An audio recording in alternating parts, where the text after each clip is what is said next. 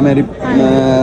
इस भैन दे नाल वादा उस दिन कीता सी कि मैं तेरे पापा नूं काम करा के दूंगा ते इंशाअल्लाह ताला मैं अज ही रेहड़ी का इंतजाम कर लेना।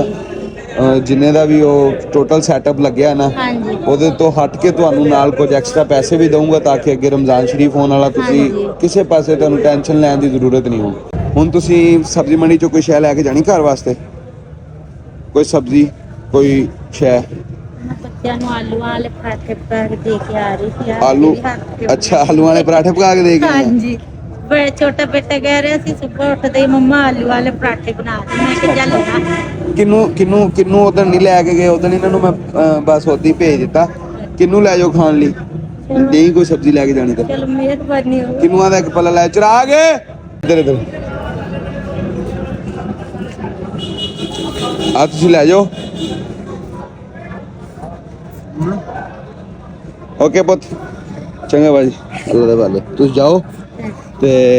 ਮੈਂ ਘਰ ਦਾ ਮੈਨੂੰ ਪਤਾ ਲੱਗ ਗਿਆ ਸ਼ਾਮ ਨੂੰ ਮੈਂ ਨਾ ਫਿਰ ਹਾਂ ਠੀਕ ਸ਼ਾਮ ਨੂੰ ਮੈਂ ਆਉਂਗਾ ਤੁਹਾਡੇ ਘਰ ਜਿਹੜਾ ਸਮਾਨ ਲੈ ਲਿਆ ਉਹ ਘਰ ਰੱਖ ਦਾਂਗੇ ਤੇ ਬਾਕੀ इंशाल्लाह ताला परसों तक मुकम्मल हो जाएगा। अल्लाह हाफिज ओके पुत अल्लाह हाफिज हैं अल्लाह हाफिज ਇਹਦਾ ਨਾਮ ਉम्मे हनी है उम्मे ज़ैनब उम्मे ज़ैनब